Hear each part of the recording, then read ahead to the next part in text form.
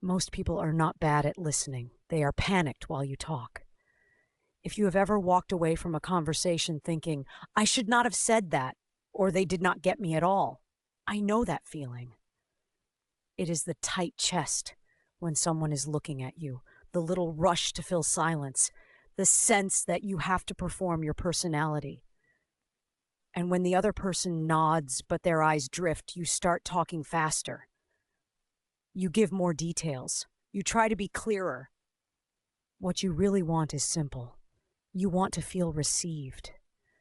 Active listening is not a trick. It is a choice to make the other person feel safe enough to be real. Most people have not felt that in a long time. They have felt managed, corrected, fixed, judged, or politely tolerated. So when you listen well, it lands like water on dry ground. And the strange part is, it also makes you calmer because you stop fighting for airtime. You stop trying to win the moment. I used to think listening meant staying quiet. I would sit there, eyes on them, and inside my head I was building my next sentence. I was collecting points. I was preparing a solution. Then they would pause, and I would jump in fast, like I was saving the conversation from dying. And I would watch their face change. Their shoulders would lift a little, their mouth would press, then they would say something like, yeah, maybe. Then they would pull back. Not in a dramatic way, in a quiet way. The kind that makes you feel alone even though you are still sitting right there. What I missed was that people do not only speak to exchange information. They speak to test the room. They are asking, without saying it, am I safe here? Are you with me? Will you rush past me? Will you use this against me later? I started noticing the moment people decide it is not safe. It is often tiny. You glance at your phone. Your eyebrows tighten when they say something you do not like. You sigh like their feelings are inconvenient. Or you hit them with a fast solution. Even a good solution can feel like a dismissal if it arrives too early. It says, I want you to stop feeling this so we can move on. Think about work. Someone comes to you after a meeting. Their voice is low. Their smile is polite. Their eyes are a little sharp. They say they feel like they got thrown under the bus. If I listen like a problem solver, I start building a case. I tell them what they should say next time. I tell them the other person probably did not mean it. I tell them to document everything. None of that is wrong. But if I skip the human part, they do not feel supported. They feel handled. Active listening starts with my body before my words. I turn my torso toward them, not dramatically, just enough that my attention is visible. I let my face soften. I slow my breathing so my eyes stop darting. I keep my hands still. I stop scanning the room. People notice that stuff. They notice it faster than they notice your clever advice.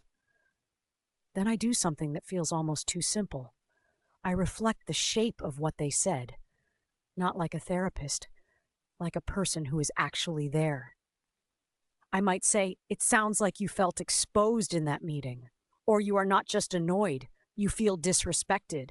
When I get it right, I see a small release. Their shoulders drop a fraction. Their voice gets steadier. That is the moment the real story begins. Most people think they want to be understood. They do. But first they want to know you're trying. That is why reflection works. It proves effort. It proves presence. There is another layer most people miss. The feeling under the feeling. Someone says they are angry. Under that anger is often embarrassment, fear, or loss of control. Someone says they do not care. Under that might be rejection. Someone says they are fine. Under that might be exhaustion and a wish not to be a burden. I remember sitting with a friend who kept talking about how stupid their boss was. The words were harsh, but the energy was shaky. If I took the words literally, I would join the trash talk. If I listened actively, I would hear the fear.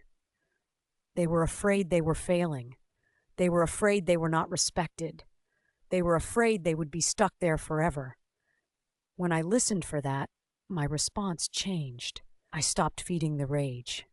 I made room for what was actually happening inside them. Active listening also means I do not rush to the emotional high ground. Sometimes people say things that are messy. They exaggerate. They blame. They sound unfair. If I correct them too soon, they will defend the messy version harder. If I can stay calm, they often clean it up themselves. They will say, I know it is not all their fault. I am just stressed. But they can only get there if they do not feel attacked. This is where confidence shows up. Not loud confidence, quiet confidence. The kind that can sit with discomfort without trying to control it. When I am confident, I do not need to prove I am right. I do not need to be the smartest one in the room. I can let someone be emotional without taking it personally. I can listen without bracing. One of the biggest active listening mistakes is what I call the invisible argument. Someone is talking, and inside your head you are building your defense. You are not listening, you are preparing. Your jaw tightens, your eyes narrow. You start interrupting with little corrections. Even if you never raise your voice, they feel the fight. This shows up in relationships all the time. Your partner tells you they feel alone lately. If you hear an accusation, you will defend your schedule. You will list what you did this week. You will bring receipts. And now you are both trapped in a courtroom.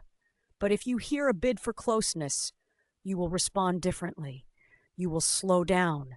You will let the words land. You will look at them like they matter more than your argument. I like to ask myself one question in that moment. What are they protecting? Because people rarely lead with their softest truth. They lead with what feels safer. Anger feels safer than sadness. Logic feels safer than longing. Criticism feels safer than asking for love. When I listen for what they are protecting, I stop taking the surface personally. I start hearing the need. And needs are easier to meet than accusations. There is also a practical skill that changes everything. I let the last sentence hang for a beat. Not a dramatic pause, just a beat. Most people jump in too fast because silence feels like failure. But silence is often the doorway. When you give a beat, the other person keeps going. They add the part they were not sure they could say. They tell you what they actually meant. You can feel it when it happens. Their voice drops. Their words get simpler. Their eyes stop performing and start searching. That is the moment they are trusting you. Now, active listening does not mean you become a sponge with no boundaries. It does not mean you agree with everything. It means you receive before you respond. It means you show them you got it, even if you will disagree after. I have had conversations where I knew I needed to say no. A coworker wanted me to take on a task that was not mine. If I said no too quickly, they would feel rejected and push harder. If I listened first, I could name what mattered to them. They were overwhelmed. They were afraid of looking incompetent. They needed relief. When I reflected that, they stopped fighting me. Then my no landed clean. I could say, I hear you. You are under pressure. I cannot take that on, but I can help you find another way. That is persuasion through respect. It is not manipulation. It is reality. People cooperate with the person who makes them feel seen. Another place active listening matters is with strangers. The barista who is short with you. The neighbor who complains about parking. The person at the gym who looks irritated when you ask if they are using a bench. It is easy to meet irritation with irritation. It is also easy to shrink and apologize too much. Active listening is the third option. Calm presence. I keep my voice steady. I keep my face neutral and open. I let them finish. I reflect the practical concern. They are trying to get through a busy shift. They are trying to keep their spot. They are trying to avoid conflict. When you name the simple reality, the temperature drops. Most people are not looking for a fight. They are looking for control in a world that keeps taking it. There is a subtle trap here. Sometimes we mirror feelings so hard that we lose ourselves. We start carrying their mood. We start over-empathizing. Active listening is not merging. It is standing close without falling in. I imagine I'm holding a bowl. Their experience goes in the bowl. I can look at it, I can describe it, I can respect it, but it is not pouring into my chest. That image helps me stay kind without getting flooded. One of the cleanest ways to show you are listening is to summarize in plain language, then check if you got it, not in a robotic way, in a human way.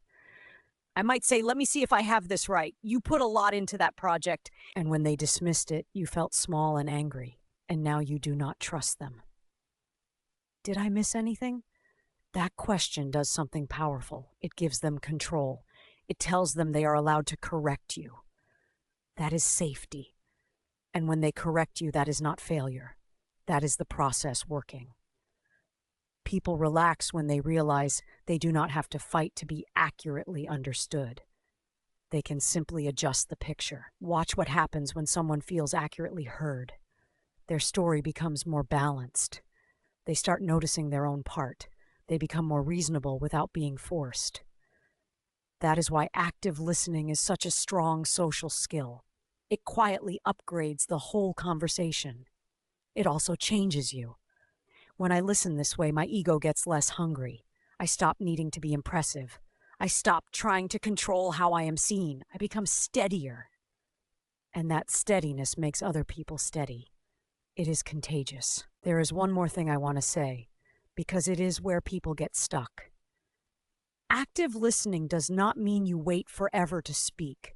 It means when you do speak, you speak to what is real, not just what is loud, not just what is convenient, not just what makes you look smart. If you are with someone and you can feel the urge to fix, prove, perform, or escape, that urge is information.